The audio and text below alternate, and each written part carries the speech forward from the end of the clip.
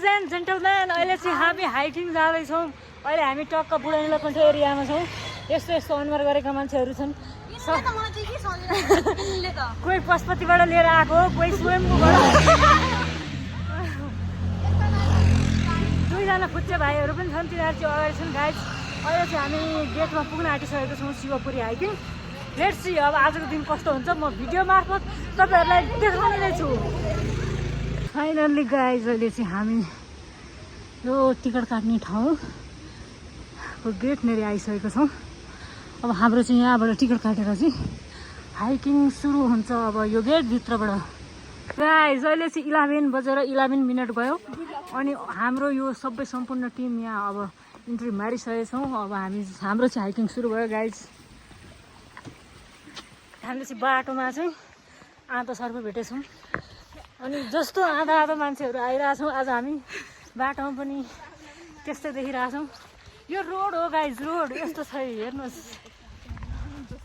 यतापट्टि चाहिँ हाम्रो दुईवटा ह्यान्डसम आइरहन्। राम्रोसँग दिएपछि यो ह्यान्डसम छ भने थाहा हुन्छ त। ए ओलो मैले केही भन्दैनौ तिमी?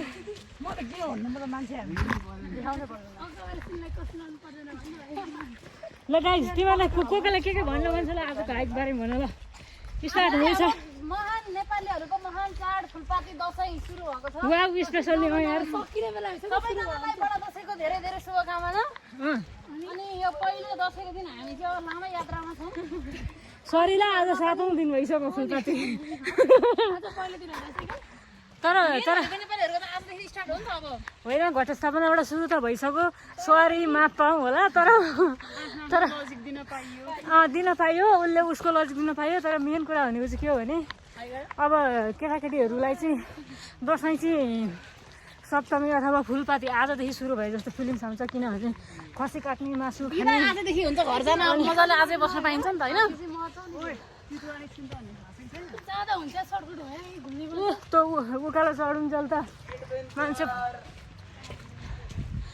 सरी मलाई त्यति बिति शास्ति पनि सासै मुटु फुट्ने गरी एडभेन्चर पनि गर्न मन छैन। हामी चाहिँ वैशाख 1 गते यसै गरी लामो यात्रामा थियौँ।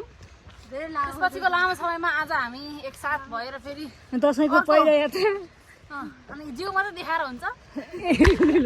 मुख पनि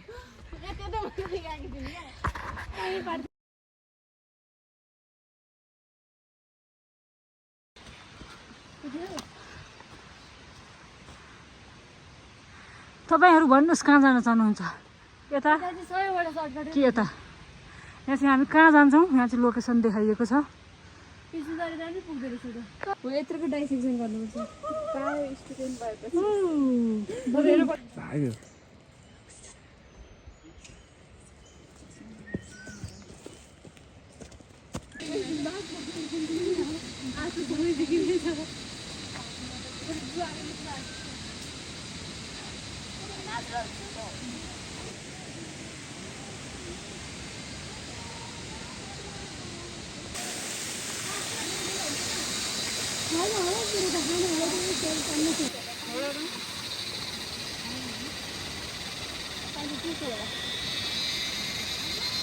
वाउ व्हाट अमेजिङ ह। जेन्टलम्यान हामी चाहिँ अलिकति मासतिर आइपुगेर केरा ब्रेक। कसैको भाषामा चाहिँ कोला। अनि त्यस पछाडि अब हामीले खाँदा के होला? एकै गोडा guys. Wow wow wow wow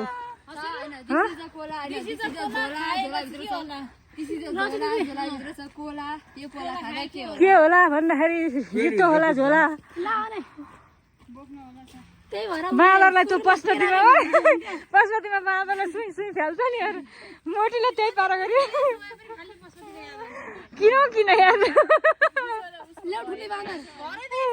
wow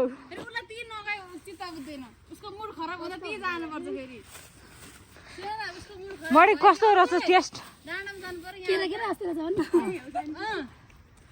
wow wow कति राम्रो छ नि यार मेरो भाइ बिनाहरू पिएर। वाउ वाउ वाउ वाउ मलाई पनि देखा त। ल त मलाई पनि देखेँ।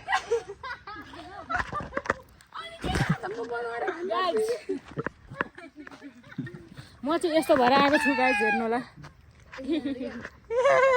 हामी चाहिँ कस्तो खतरा बाटो एडभेन्चरवाला हिँडिरहेको छौँ यस्तो गर्दै वाउ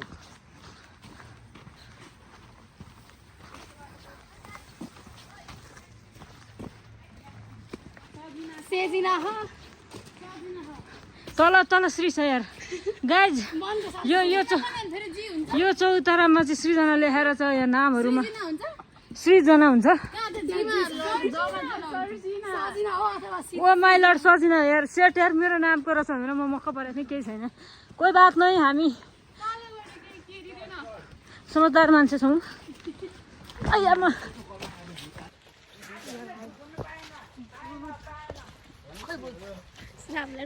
के यो माया हो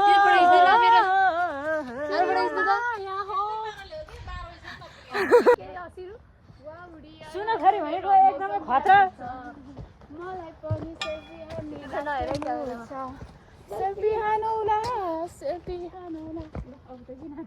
गाइज हामीले चाहिँ नाग देवताको पनि दर्शन गर्न पाउँछौँ बाटोमा चाहिँ एकदम स्पेसल छ वाउ गाइज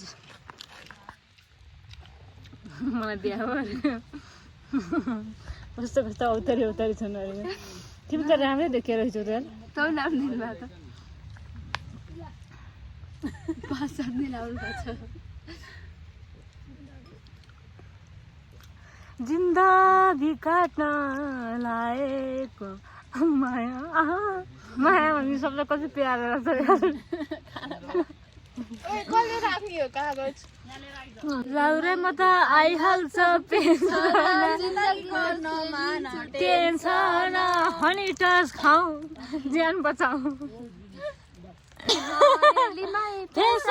राम्रो यो कपाल रेलीमै चटकै कपाल बस्किँदै तस्किँदै छेउमा कलिलो जस्तो ओठोमा टोकेर मै खाने बढेर आइपुगे पल्टेर देखि म गाउँमा उद्रेको चोली लगाएर फेरि काखमा बस्न आउन अलि यता यता महु तिम्रो केटा तिम्रो अनि र्याप हाल न यार अलि मजाले यति राम्रो जङ्गल कहाँ देख्नु होला यार हामीले चाहिँ सेतो चिप्ले किरो पनि देखेको छौँ बाटोमा पहिले देखाएको थिएँ बेमा यस्तै हुन्छ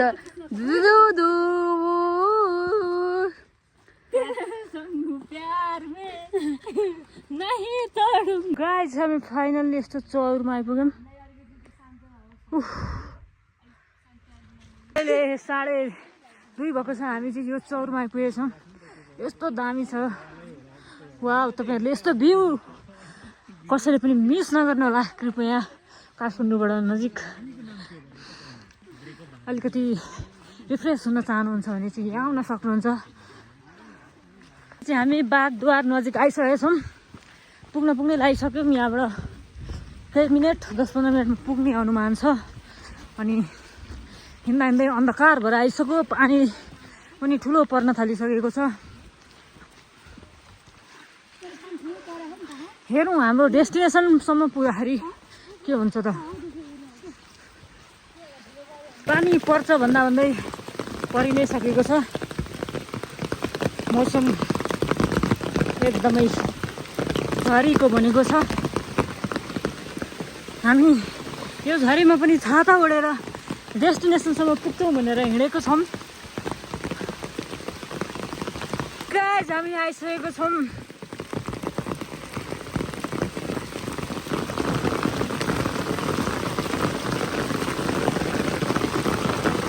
wow what an amazing view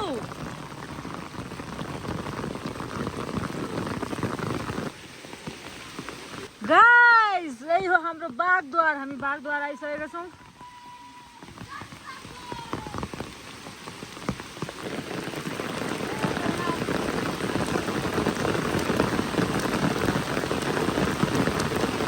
guys अहिले चाहिँ हामी आजको दिनको हाइकिङ पुरा गरेर गेटबाट बाहिर झरिसकेको छौँ र साथीहरूलाई आजको हाइकिङ कस्तो लाग्यो त भनेर म सबैजनाको रिभ्यू लिन गइरहेको छु तिमीलाई कस्तो लाग्यो बेस्ट पानी नपऱ्यो भए झन् बेस्ट हुन्थ्यो पानी परेर चाहिँ अलि झिङझ्याङ अलि हो एकछिन बसेर आफूसँग फोटो खिच्न पाइएन त्यही हो नत्र भने त रमाइलो थियो मोटीलाई कस्तो लाग्यो राम्रो भयो तर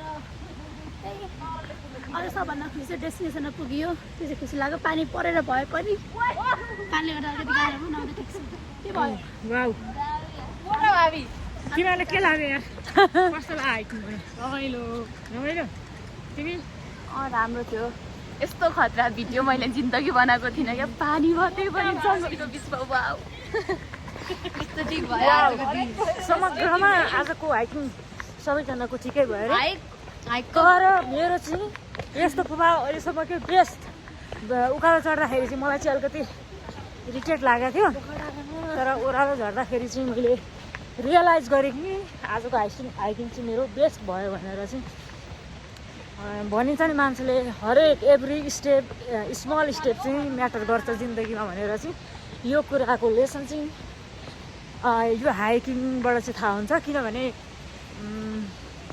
बिस्तारै बिस्तारै बिस्तारै माथि गयो माथि जाँदाखेरि थाकियो भन्यो के भन्यो तर थोरै थोरै गर्दै भए पनि हामी चाहिँ माथि पुग्यौँ र तल झर्दाखेरि चाहिँ जति माथि जाँदा गाह्रो हुन्छ त्यो तल झर्दा हुँदैन कमै गाह्रो हुन्छ अनि त्यो हुँदाखेरि चाहिँ ओहो यत्रो बाटो आइएछ हामी कति धेरै हिँड्नेछ भन्ने कुरा चाहिँ तल झर्दा थाहा हुन्छ यो मैले फिल गरेको अनुभव गरेको कुरा हो त्यही भएर चाहिँ एभ्री स्मल स्टेप म्याटर गर्छ भनेर चाहिँ आजको हाइकिङबाट चाहिँ विशेष लेसन भन्न चाहन्छु म thank you so much guys मेरो युट्युब च्यानल हेर्दै गर्नु होला र यस्तै फन्नी रमाइलो भिडियो हेर्न चाहनुहुन्छ भने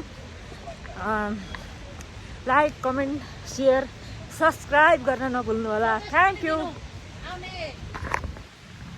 जति पनि यो हाइकमा आउन चाहनुहुन्छ उहाँहरू चाहिँ 1-2 जना मात्रै नहिँड्नु होला अलि 12-13 जनाको ग्रुप बनाएर ट्याक्क हिँड्नु होला अनि यहाँ चाहिँ अलिक डरलाग्दो ठाउँ पनि छ किनभने यहाँ चाहिँ अलिकति त्यस्तै खालको वन्यजन्तुहरू छन् अलिक डरलाग्दा त्यो भएको भएर चाहिँ 1-2 जना चाहिँ हिँड्छु भनेर नसोच्नु होला अलिक टाढा अनि डेन्जर ठाउँ हो so be safe enjoy bye thank you सबैको रिभ्यू लियो तर 2 जना खुच्चे केटाहरू छन् हाम्रो ग्याङमा तिनीहरू चाहिँ जहाँ पनि अगाडि कुद्छन् तिनीहरूको लिने बिर्सेछ ठिकै छ केही छैन 2 जना छन् हामीले यसै माथि भन्यौँ तिनीहरूको पनि ठिकै भयो होला जहाँसम्म लाग्छ